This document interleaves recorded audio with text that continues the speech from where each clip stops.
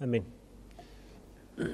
Antes de comenzar con Daniel, les menciono un detalle que quizá es importante también mencionarlo en relación al Pentateuco, y es que en Israel en general, en distintos lugares, se han encontrado muchas tumbas que los arqueólogos han rescatado algunas cosas. Generalmente las tumbas fueron saqueadas en algún momento, entonces no se encuentra mucha información. Pero se encontró una tumba de un hombre rico en Israel, donde, digamos, estaba todo lo que había en la tumba, y dentro de todas las cosas que pusieron en la tumba de este hombre, que murió 7 siglos antes de Cristo, o sea, cuando estaba el templo de Salomón todavía vigente, antes del cautiverio babilónico.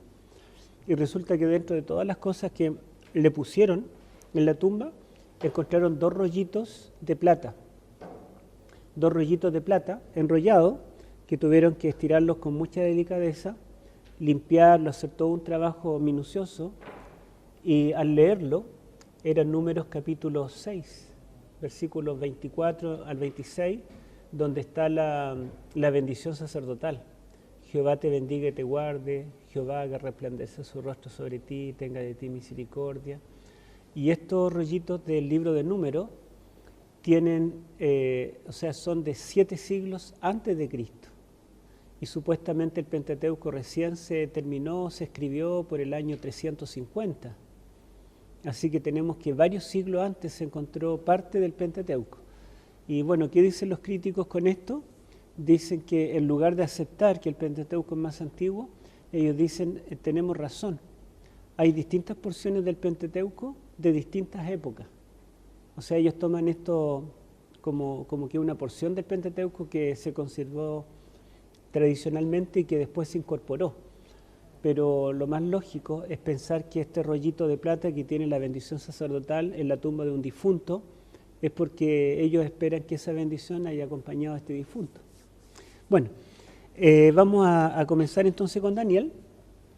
Dijimos que, el libro de Daniel, junto con el Pentateuco y el Génesis en particular, son los 2 libros más atacados del Antiguo Testamento. Podríamos añadir también Isaías. Isaías también ha sido bastante atacado, pero los libros más atacados de la Biblia son el Pentateuco, particularmente el Génesis, y Daniel. Y es interesante que Génesis habla de los primeros eventos y Daniel anuncia los últimos eventos. En otras palabras, se ataca en lo que está al principio y al fin de la historia.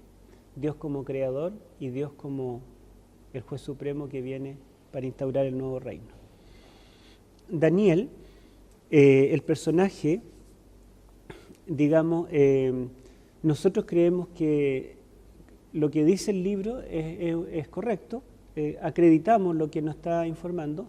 Nos dice que Daniel fue un joven hebreo que vivió por el siglo VI a.C., fue llevado cautivo a Babilonia en el año 605 a.C., en el reinado de Joacim, por el rey de Babilonia, que en ese tiempo era Nabucodonosor II. Nosotros creemos en esa historia, creemos también que él fue educado en la corte de Babilonia, que no solamente participó en la corte de Babilonia, sino también en la corte de algunos reyes persas, como nos dice el mismo relato, y que él sería el autor del libro que lleva su nombre. Pero los críticos han negado la existencia de Daniel. ¿Cómo comenzó esta historia? Primero que todo, los primeros antecedentes que tenemos, esos son los libros de Macabeos, primero y segundo de Macabeos, que son libros apócrifos, que fueron escritos por allí más o menos por el año 150 a.C., redondeando. Entonces los libros de Macabeos interpretan Daniel. Lo interpretan como que el cuerno pequeño de Daniel 8 es el rey griego Antíoco Epífanes. Ellos están pensando que este cuerno pequeño, este rey malvado, sería Antíoco Epífanes, que profana el templo, sacrifica un cerdo, levanta una imagen al dios Apolos en el atrio del templo. Y bueno, es una interpretación errada. Sin embargo, los mismos libros de Macabeo mencionan a Daniel como un personaje que vivió en el siglo VI. Incluso mencionan, por ejemplo, en el libro de Macabeo, la historia de los 3 jóvenes en el horno del fuego ardiente. E incentivan también a que los israelitas de ese tiempo sean tan fieles a Dios como lo fueron estos 3 jóvenes. Y dentro de los personajes fieles del Antiguo Testamento, hay varios que mencionan, y mencionan también a Daniel en el foso de los leones y a los 3 jóvenes en el horno de fuego. Entonces, de acuerdo a los Macabeos, Daniel es un libro antiguo, muy anterior al tiempo de ellos, y reconocen a Daniel y a los 3 jóvenes como personajes bíblicos, así como Abraham, Noé, Job y otros personajes que mencionan. Sin embargo, ellos son los primeros que dan una interpretación de Daniel errónea, que lo aplican al tiempo de Antíoco Epífanes. En la interpretación de los Macabeos es tan errada que ellos interpretan cuando Roma, se adueña del mundo, y cuando, Israel se rinde o se entrega al dominio del Imperio Romano, lo interpretan como voluntad de Dios. Ellos piensan que Roma es el Salvador. Roma es un imperio levantado por Dios, y Roma permitirá que Israel finalmente se independice y que Israel llegue a ser ese imperio que está profetizado en el Antiguo Testamento. Pero nosotros sabemos por la historia que fue al revés. Roma subyugó a Israel y finalmente Roma destruyó completamente a Israel y no dejó piedra sobre piedra de Jerusalén y del templo. Así que fue todo lo contrario. Ellos no interpretan correctamente las profecías de Daniel. Ahora, resulta que cuando el cristianismo comenzó a predicar y a expandirse por el Imperio Romano, muchos filósofos paganos se dieron cuenta de que el cristianismo estaba ganando adeptos del imperio y que el paganismo como tal y la cultura de Roma estaba desapareciendo. Y uno de los filósofos más sabios que había en el tiempo del Imperio Romano, me parece que era del siglo II, llamado Porfirio. Porfirio era un filósofo neoplatónico, dominaba muchos idiomas, era muy brillante, y él dijo, bueno, yo le haré la lucha al cristianismo. ¿Cómo es posible que gente ignorante, esto comenzó con un grupo de pescadores, analfabetos, puedan ganarnos a nosotros, que somos un imperio mucho más culto y civilizado? O sea, cómo gente de un pueblo aislado en Palestina, inculta, venga a meternos una filosofía, una ideología a nosotros y nos cambie toda nuestra mentalidad, siendo que nosotros tenemos una cultura mucho más rica, más culta. Entonces yo voy a combatir al cristianismo. Y comenzó a estudiar la Biblia, y él aprendió griego, hebreo y arameo para leer la Biblia en los idiomas originales, y comenzó a buscar todos los detalles para demostrar que las profecías del Antiguo Testamento que anuncian un Mesías no se cumplen con Jesús de Nazaret. O sea, Jesús es un impostor. Y después de estudiar minuciosamente el Antiguo Testamento, escribió 15 volúmenes contra Cristo.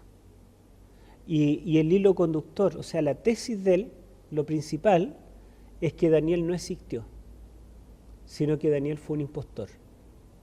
Porque él concluyó que el argumento más sólido de los cristianos y uno de los argumentos que más usaban eran las profecías de Daniel para demostrar que Jesús era el Mesías.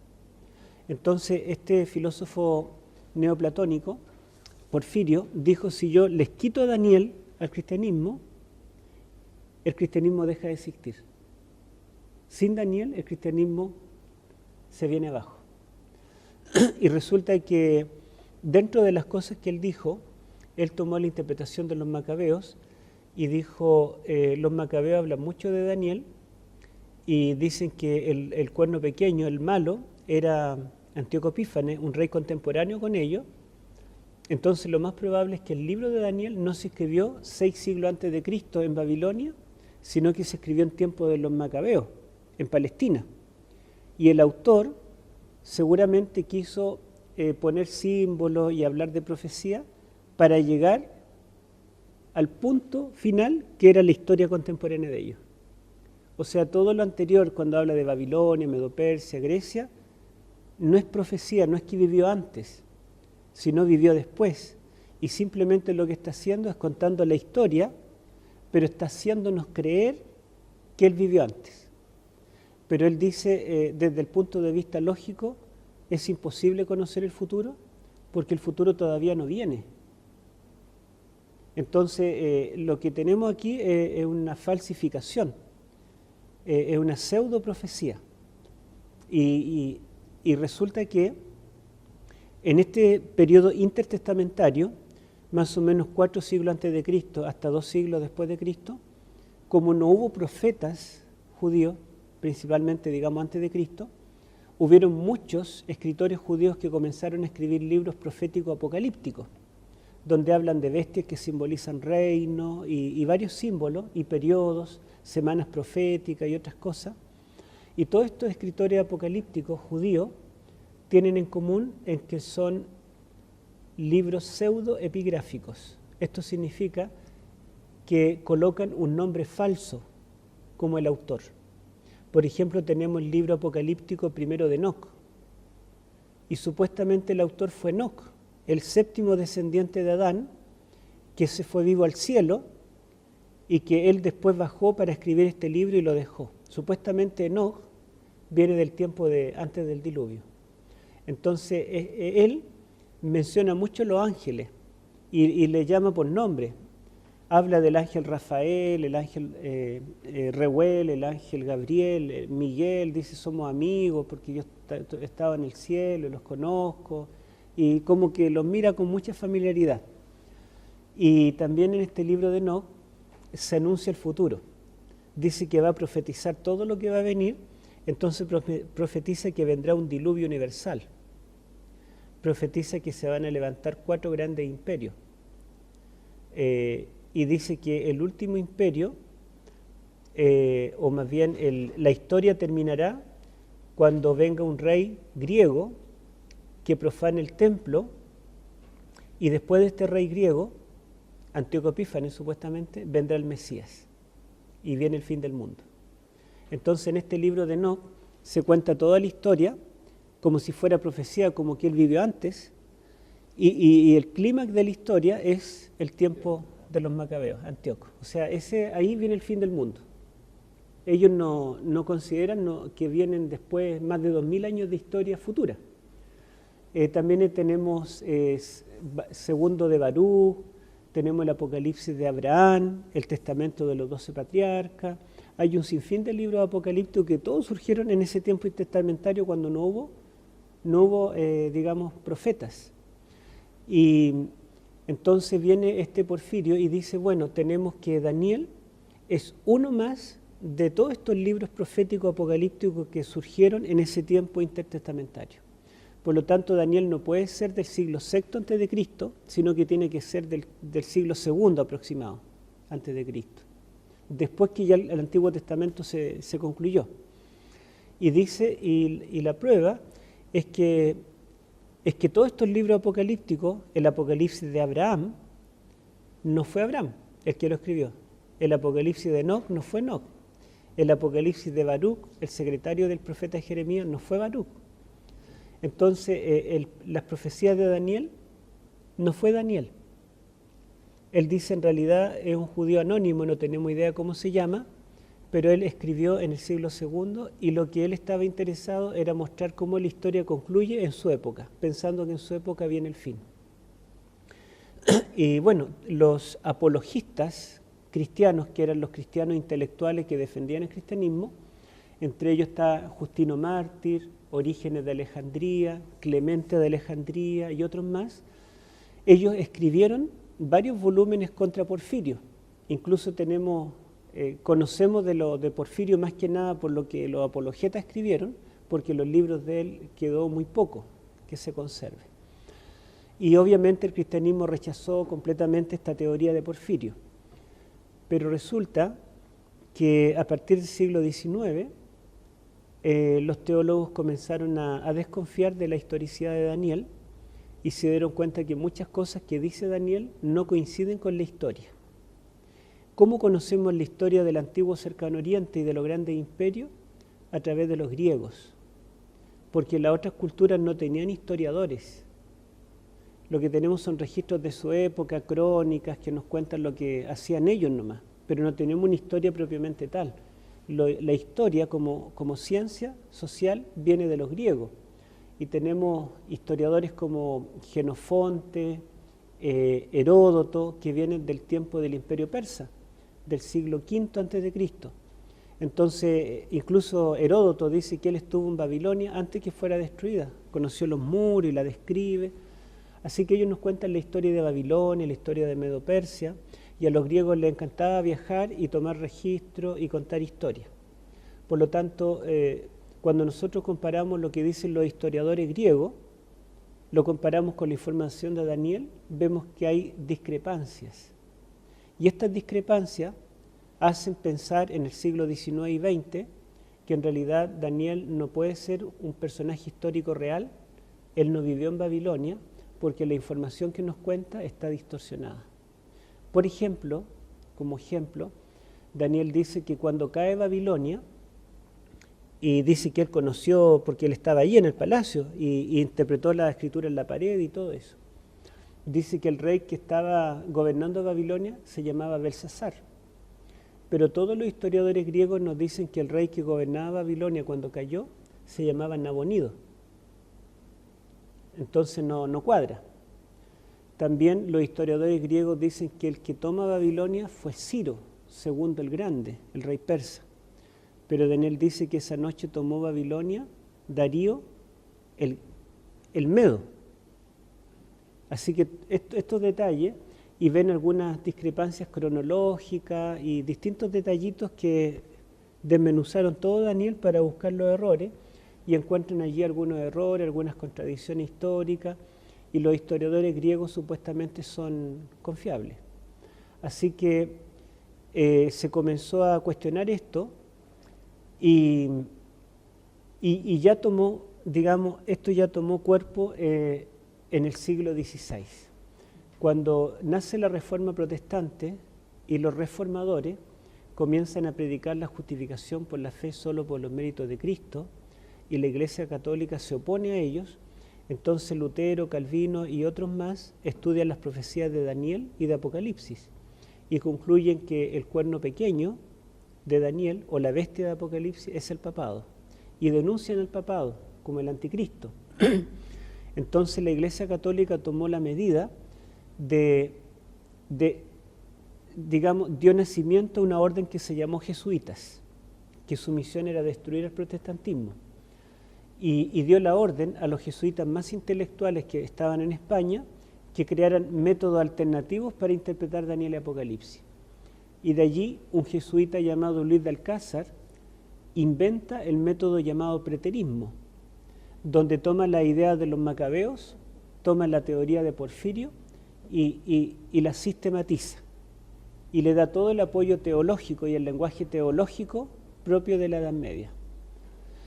Esta teoría fue atacada fuertemente por los protestantes. También hubo otro jesuita llamado Luis de Rivera, que él inventó otro método donde todas las profecías se cumplían en el futuro. Entonces, si se cumple en el futuro, el Papa no puede ser el anticristo porque el anticristo viene después de un rapto. Y si se cumple en el pasado, como Alcázar decía, entonces el anticristo vino en tiempo de Antíoco. El papado no podría ser porque obviamente es posterior.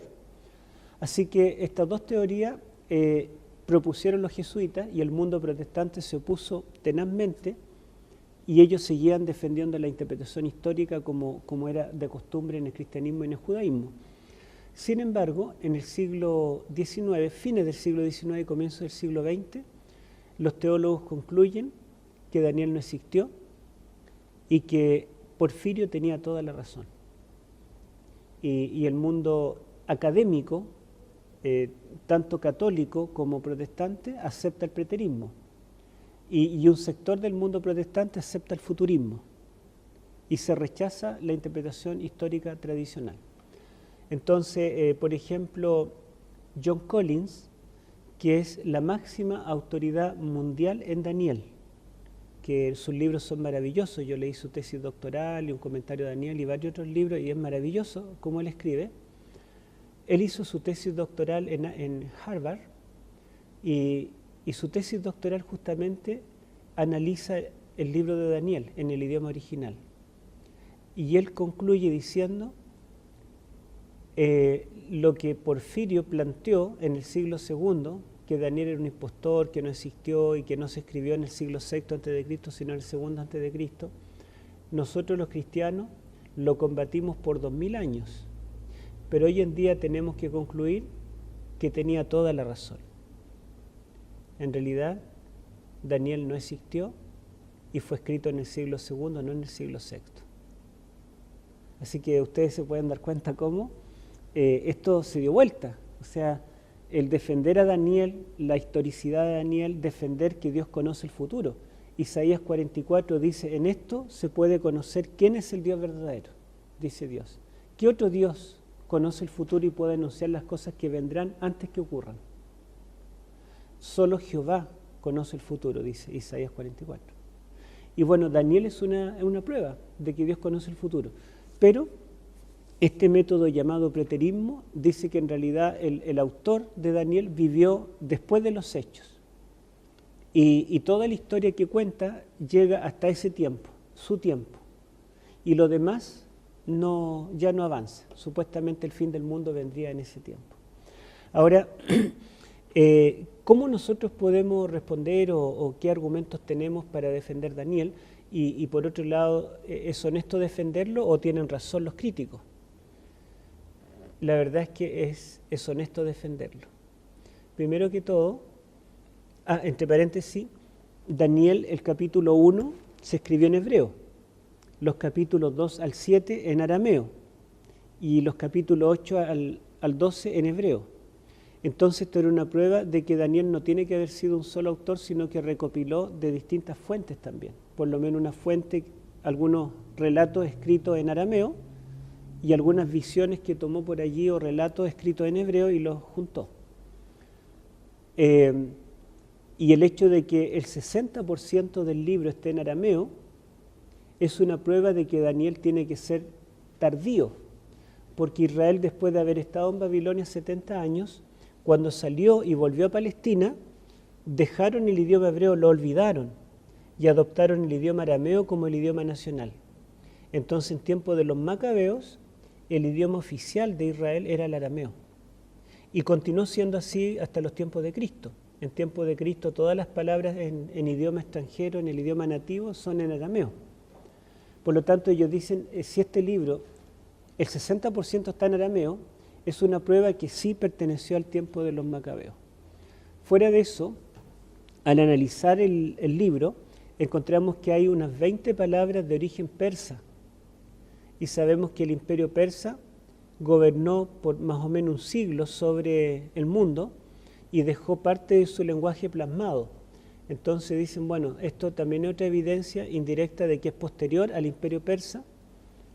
Y hay 3 palabras griegas. Y sabemos que después del imperio persa viene el imperio griego de Alejandro.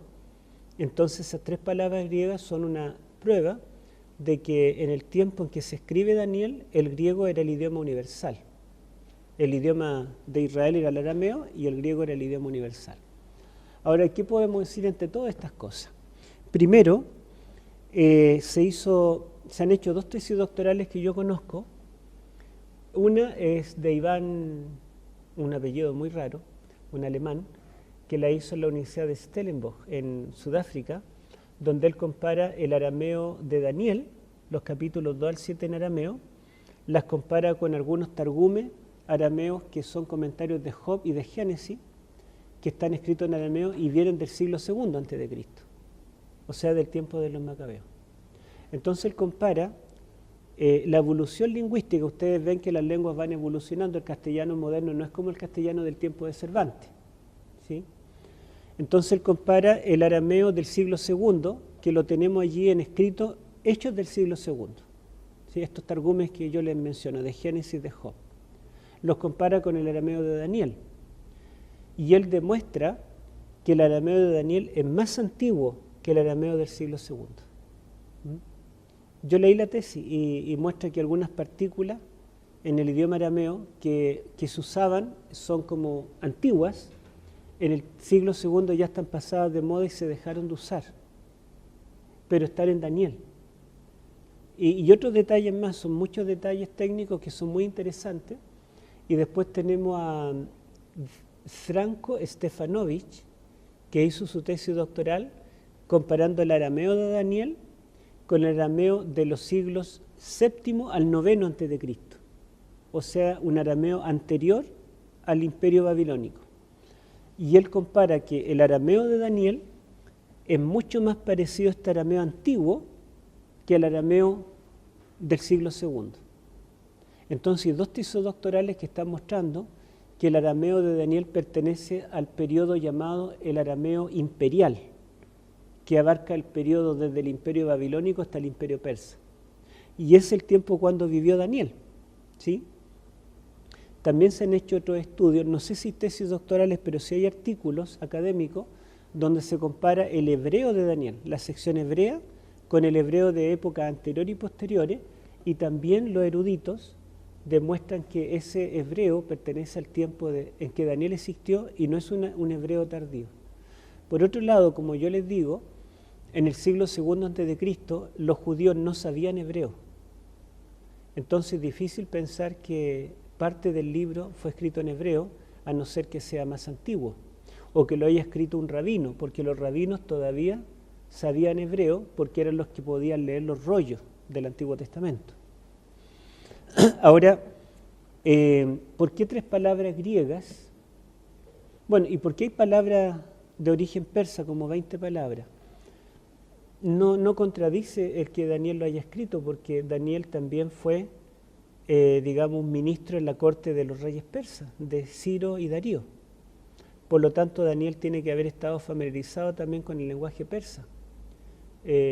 Algunas de sus visiones las recibió en Susa, la capital del imperio persa. Entonces, no hay problema en que hayan palabras persas. ¿Y por qué hay 3 palabras griegas? Bueno, las 3 palabras griegas que se encuentran en Daniel están en el capítulo 3, cuando cuenta la historia del horno del fuego ardiente. Y son 3 instrumentos musicales: la zampoña, no me acuerdo cuáles son las 3, en mi libro están, pero estas 3 palabras son las únicas palabras de origen griego. Ahora, ¿por qué? Tamboril, arpa, salterio y zampoña, flauta, bocina. Claro, ahí hay como 6 instrumentos, pero solo 3 son de origen griego, las otras no. Pero estas son las palabras que le causan problemas, digamos, a los críticos, ¿sí? No, hay que repetir las palabras, no se escucha lo que estoy diciendo yo, hay que repetir un poco las palabras para que no vayan al video, si es que me interesa que lo que él dijo ahora es que... Claro, bueno, en este caso en Daniel 3 menciona como 6 instrumentos, pero 3 de ellos son de origen griego, la palabra, ¿sí? Que no recuerdo. Una de ellas es la zampoña, pero las otras 2 no me acuerdo exactamente, prefiero no mencionarlo. Ahora, estas 3 palabras, ¿por qué están en griego? Porque esos instrumentos vienen de Grecia. Por ejemplo, en Chile, la cultura mapuche tiene un instrumento que se llama la trutruca. Supongamos que algún día la trutruca se exporta y llega a Alemania o a Inglaterra o a otro país.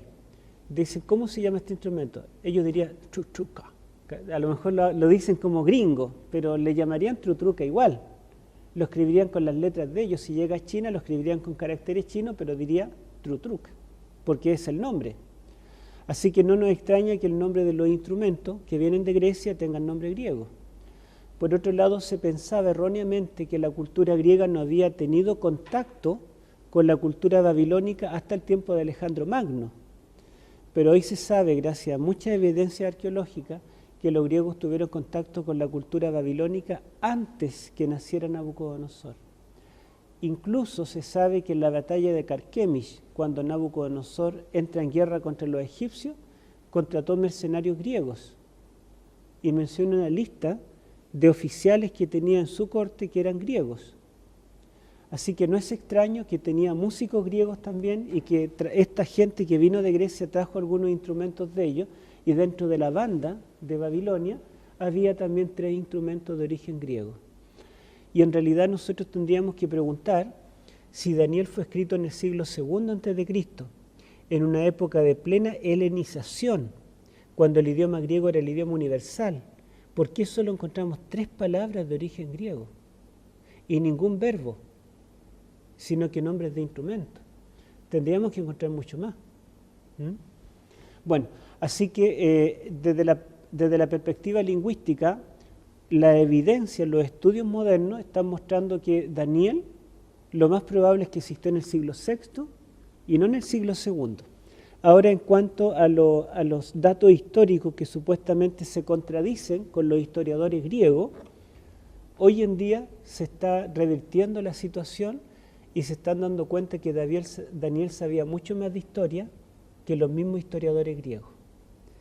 Resulta que se fue descubriendo a través de escritos de los mismos persas. Ciro escribió un cilindro donde cuenta un poco cómo tomó Babilonia.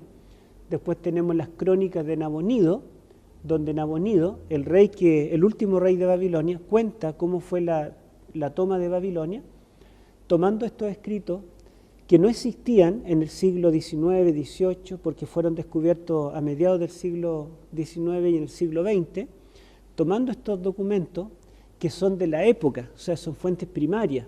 No es que lo cuente un griego la historia de Babilonia, sino que es algo escrito por los mismos babilonios y por los mismos persas que fueron los protagonistas. En estos escritos se descubre que el rey de Babilonia, el último, fue Nabonido, tal cual como dicen los historiadores griegos. Pero él gobernó 3 años en Babilonia y luego nombró como rey a su hijo mayor, Belsasar. Y él se fue para siempre a Tema, una ciudad de la actual Arabia Saudita, ¿sí? En el territorio de la actual Arabia Saudita. Entonces se fue a Tema a vivir, y el dios de Babilonia, que era el dios solar Marduk, él no creía en ese dios, sino que creía en el dios Sin, que era el dios lunar, que tenía su templo en Tema. Y a su hija la dejó como la sacerdotisa del templo del dios Sin. Se fue para siempre. Entonces el rey que quedó en Babilonia fue Belsasar. Y pasaron 10 años hasta que la mano escribió en la pared la caída de Babilonia. 10 años que el rey Nabonido estuvo ausente. Y cuando él se enteró que Babilonia estaba siendo sitiada, él fue con su ejército para ayudar a su hijo y pelear, pero dice la historia que se reconstruyó después gracias a los documentos arqueológicos, que Ciro lo venció en el Éufrates y que él huyó por su vida y fue capturado posteriormente, pero él no entró a Babilonia esa noche que cayó Babilonia, sino que efectivamente el rey que estaba en la corte cuando Babilonia cae era Belsasar, su hijo. Ahora es interesante la precisión de Daniel, porque dice Daniel capítulo 5 que cuando apareció la mano en la pared y el rey tembló, dijo: al que logre descifrar la escritura, le daré el puesto más alto, lo nombraré tercer señor en el reino. ¿Y por qué tercero? Porque él era el segundo. Porque estaba Nabonido, estaba Belsasar, y lo máximo que podía ofrecer era el tercer lugar en el reino. A diferencia del faraón de tiempo de José, que dijo que al que me adivine el sueño, lo haré el segundo señor en el reino. Pero en este caso, aunque Daniel no nos da detalles de la historia y ni menciona por nombre jamás a Nabonido, al parecer Daniel conocía mucho mejor la historia, la conocía de primera fuente, como testigo ocular, más que los historiadores griegos que ignoran la existencia de Belsasar. En cuanto a Darío Olmedo, todavía no se sabe, no se ha descubierto exactamente quién es Darío Olmedo, el que gobernó Babilonia, pero se sabe que Ciro II el Grande, el que conquistó Babilonia, en realidad él no gobernó sobre Babilonia durante todo el primer año de su reinado. Él fue coronado como emperador de todo el imperio y puso su capital en Susa, armó 3 capitales, Ecbatana, 3 capitales, pero más al oriente. Babilonia no fue su capital. Recién en el segundo año de su reinado, él fue a Babilonia y se coronó como el rey de Babilonia. Pero en el primer año puso a un rey vasallo, que esta reconstrucción dice que se llamaba Gubaru. Entonces posiblemente el nombre Gubaru sea el mismo Darío el Medo que menciona allí Daniel, porque se sabe que los reyes antiguos tenían varios nombres, incluso se cambiaban nombre, adoptaban un nombre real una vez que ocupaban el trono. Y es interesante que las 3 veces que se menciona a Darío el Medo, las 3 veces se menciona solo un año de reinado.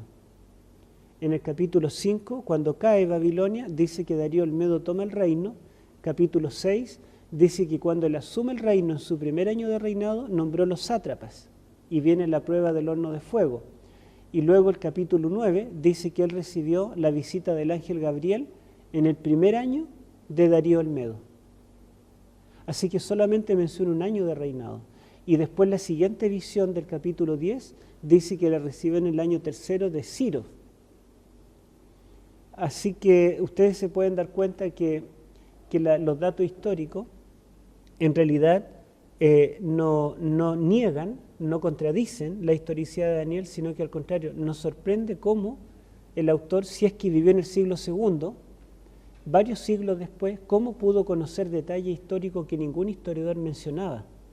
No lo podría haber leído en ningún libro de historia, porque toda la historia disponible contaba una versión incompleta, con falta de datos. En cuanto a los detalles cronológicos, no me voy a detener, pero hoy en día se sabe que todos los detalles cronológicos que nos da Daniel, las distintas fechas, están exactos, ¿sí? En mi libro, en el comentario de cada capítulo, muestro la evidencia necesaria. Ahora, quizá lo más significativo para nosotros como cristianos es que el mismo Jesús confirmó que Daniel era profeta. Leamos Mateo 24:15. Mateo 24:15.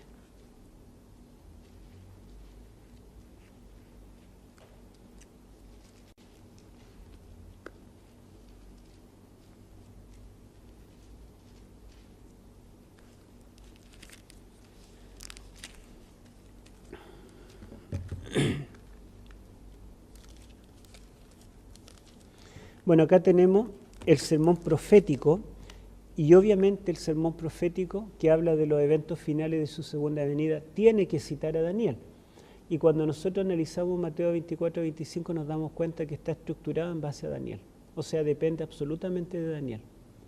Y como este sermón profético habla hasta la segunda venida, podemos decir que Cristo está validando a Daniel con este sermón. Incluso cuando describe su segunda venida dice: entonces veréis la señal del Hijo del Hombre, viniendo en las nubes del cielo con poder y gloria. ¿Y qué nos dice que el Hijo del Hombre en las nubes del cielo recibe el reino, el poder y la gloria? Daniel 7. O sea, Jesús está citando exactamente las palabras de Daniel 7. Pero el versículo que me interesa es el 15, que dice: por tanto, cuando veáis en el lugar santo la abominación desoladora de la que habló el profeta Daniel, el que le entiende, entonces los que estén en Judea huyan a los montes. Esto es muy interesante porque la abominación desoladora o cuerno pequeño en los libros de Macabeo es interpretado como lo que hace Antíoco Epífanes cuando levanta una imagen pagana en el atrio del templo de Jehová. Entonces para ellos la abominación desoladora es eso y el acto de sacrificar un cerdo en el altar. Los macabeos dicen: se cumplió. Ahora se cumplió la abominación desoladora. Pero Jesús dice: cuando veáis que venga la abominación desoladora. O sea, para Jesús la abominación desoladora no fue algo que ocurrió 2 siglos antes de él, en tiempo de los macabeos, sino que al contrario, pasa completamente por alto esa interpretación, y para Jesús la abominación desoladora que anunció Daniel es algo que está todavía en el futuro. Y más todavía, Jesús le llama el profeta Daniel, como habló el profeta Daniel. Entonces para Jesucristo Daniel era profeta y Daniel estaba anunciando eventos que incluso para Cristo eran todavía futuros, y eventos que incluso llegan hasta su segunda venida. Por lo tanto, si Jesús nos dice que Daniel fue un profeta, si Jesús valida la profecía daniélica, y si Jesús dice que Daniel está anunciando eventos futuros, entonces creemos que Dios conoce el futuro y que Dios reveló estas visiones a Daniel, y Daniel fue un personaje histórico, un personaje real, y que vivió en el siglo VI a.C. ¿Sí? Hay otro argumento de texto, Héctor, que igual señalas en tu libro, que tiene que ver con Ezequiel, que Ezequiel en dos capítulos nombra al profeta Daniel, y asumo yo de que no hay discusión histórica respecto de la época en la cual estuvo el profeta Ezequiel, porque en Ezequiel 14:19 y en Ezequiel 28:3 se habla y se hace alusión directa a Daniel. Sí, muy buen aporte, Ezequiel 28:9 y 14:3.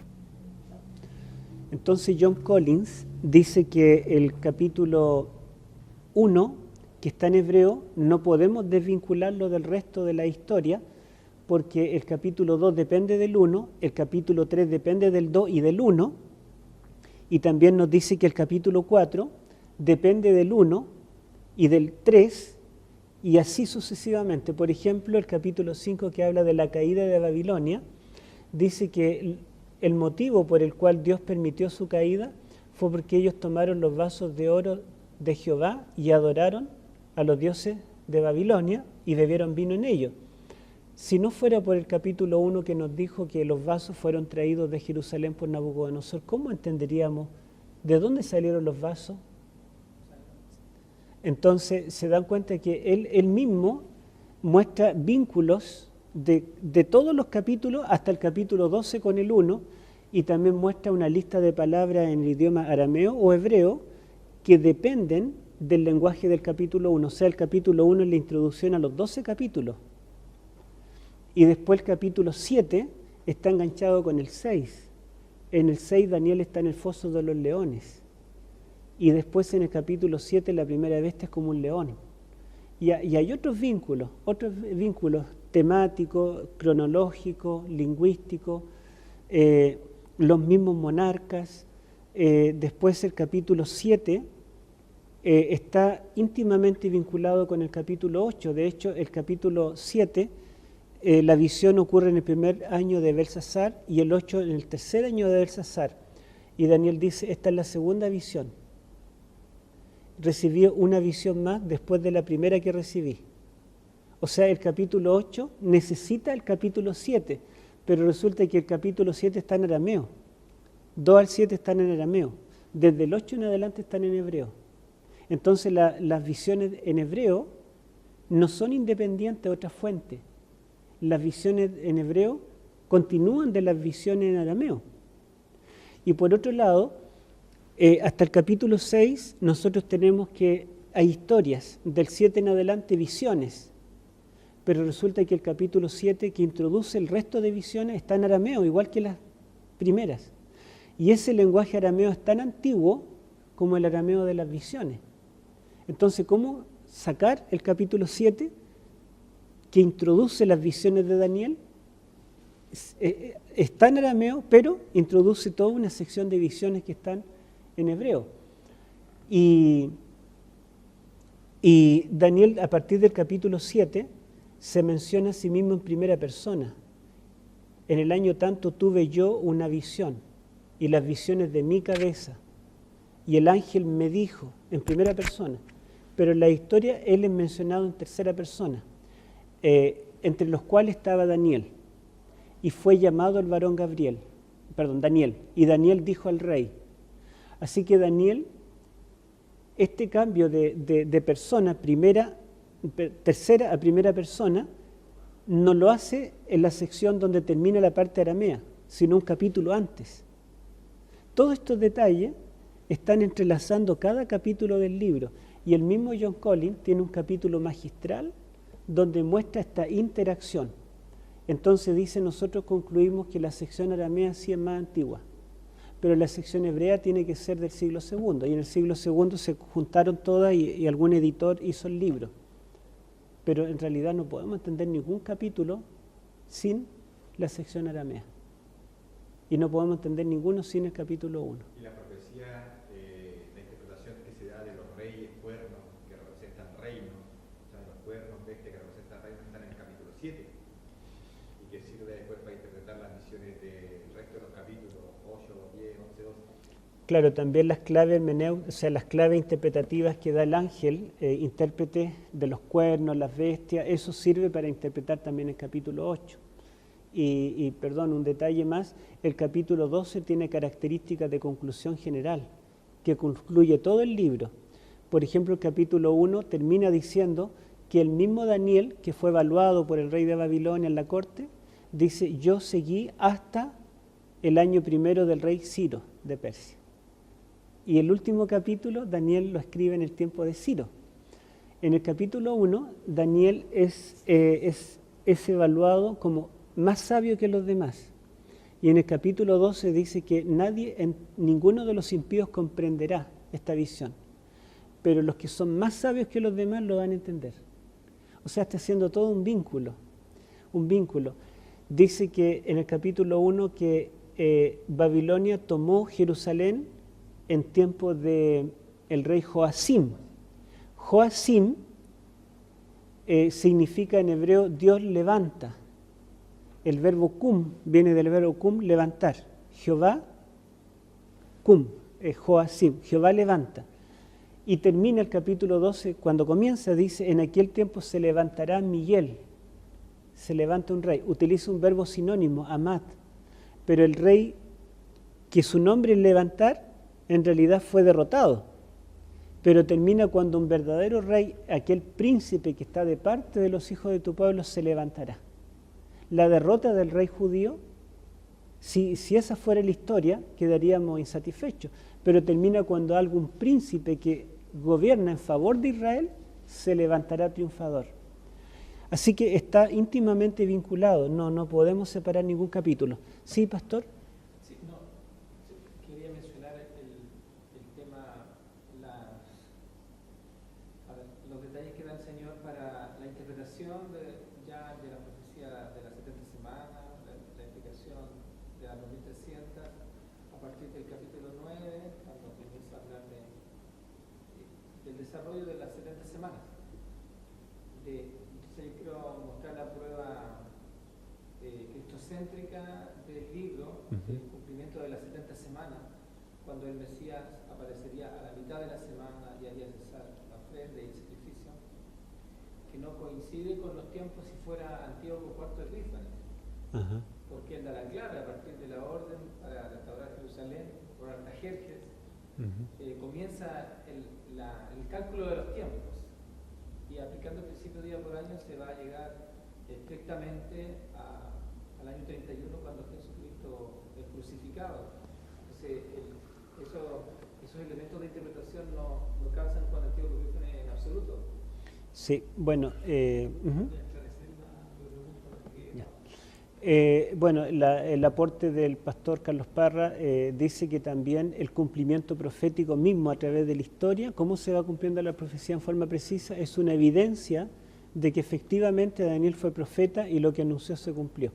Puntualmente nos menciona las 70 semanas que anuncian que el Mesías vendrá en cierta fecha y que el Mesías morirá el año 31, a la mitad de la semana profética, y estos detalles calzan perfectamente con Jesús de Nazaret y no calzan con Antíoco Epífanes, no coincide la cronología. Para interpretar a Antíoco Epífanes tienen que eliminar parte de las 70 semanas y reducirla a un periodo más corto, que no es lo que dice el texto. Pero también quería mencionar, y ya con esto terminar, que en el año 1972 un erudito descubrió que todos los capítulos en arameo del 2 al 7 forman una sola estructura literaria llamada quiasmo. El capítulo 2, que habla de 4 reinos en 4 metales, es paralelo con el 7, que habla de 4 reinos en 4 bestias. El capítulo 2 continúa con un reino dividido, hierro y barro. El capítulo 7 continúa con un reino dividido, ahora en 10 reinos. Y el capítulo 2 termina con el reino eterno de la roca. El capítulo 7 termina con el reino eterno del Hijo del Hombre. Se dio cuenta que el 2 y el 7, que son el primero y el último capítulo en arameo, son un quiasmo. Por lo tanto, son inseparables. El 3 y el 6 luego son otro paralelo, porque el 3 habla de un decreto de muerte, el 6 también. El El 3 dice que los jóvenes hebreos, los 3, desobedecen el decreto y son lanzados al horno de fuego. El 6 dice que Daniel desobedece el decreto y es lanzado al foso de los leones. En ambos casos aparece un ser celestial que los protege. En ambos casos son salvados milagrosamente. En ambos casos los mismos que los acusaron son muertos.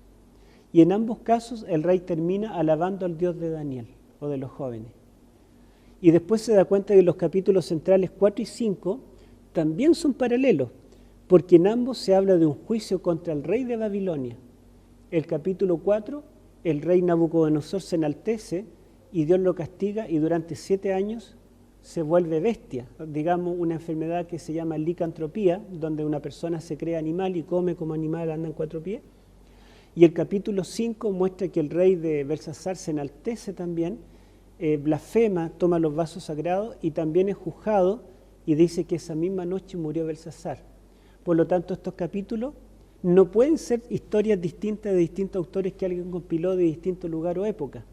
Son una misma estructura literaria porque hubo un autor, tiene que haber habido un autor que los juntó y formó una estructura macroestructural, digamos, una macroestructura, no solamente detalles, sino el conjunto. Pero al mismo tiempo, el capítulo 7 forma una estructura quiástica con el resto de capítulos en hebreo, y el capítulo 7 está en arameo. El capítulo 7 forma una estructura concéntrica hasta el capítulo 12. O sea, tiene que ser parte de los capítulos 8 al 12, pero el 7 forma también un quiasmo con los capítulos 2 al 7. Tiene que ser parte de eso. O sea, el capítulo 7 pasa a ser como la bisagra, el nexo, que une las dos mitades, la mitad hebrea con la mitad de aramea. Y esto forma una macroestructura de todo el libro, formando dos quiasmos. En la parte aramea, el mensaje en el idioma universal, el rey de Babilonia pierde.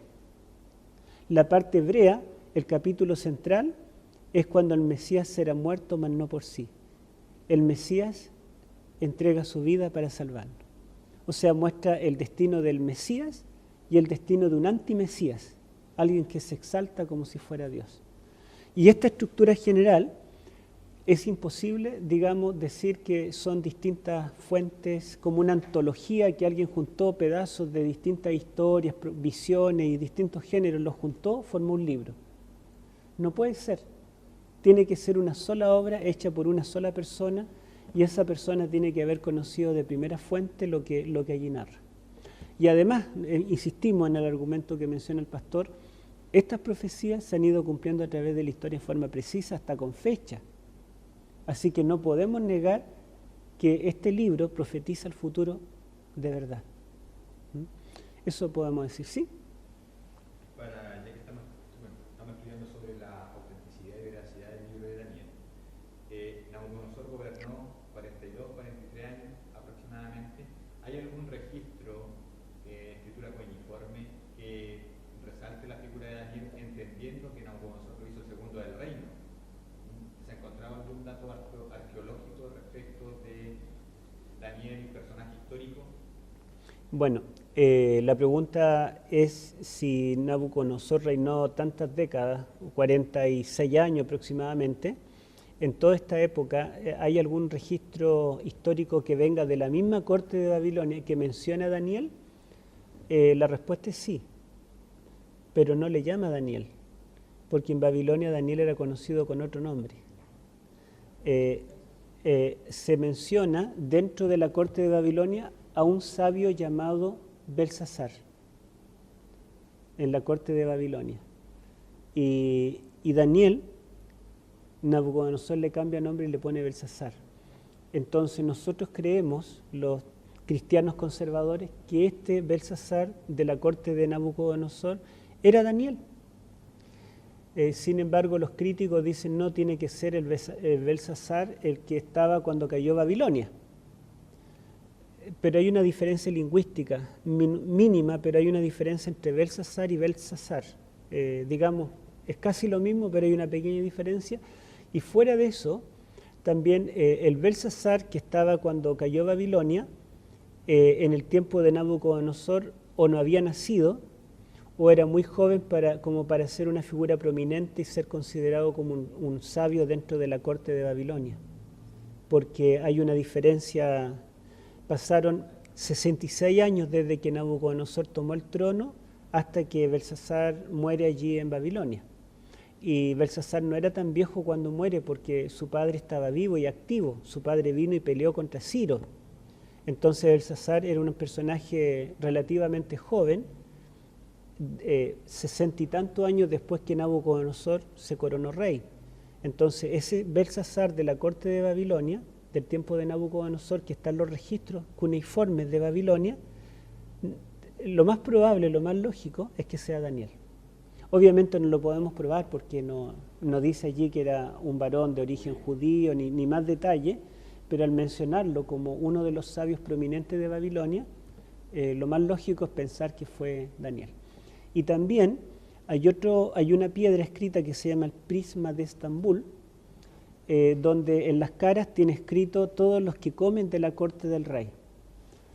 Y menciona allí, está la piedra toda quebrada, en realidad la mayor parte de la lista no están los nombres. O sea, solamente abajo aparecen algunos nombres, pero aparece Mesac y Abednego dentro de la lista de los que comen de la comida del rey. Así que todos estos detalles son bastante interesantes y nosotros creemos en la historicidad de Daniel. Tenemos evidencias de sobra, pero como digo, quizá el mayor argumento es que Cristo mismo validó a Daniel. Y esta introducción a este libro nos sirve para entrar en las profecías, en las historias primeramente que vamos a ver la próxima semana y después, o la próxima clase, y después las visiones.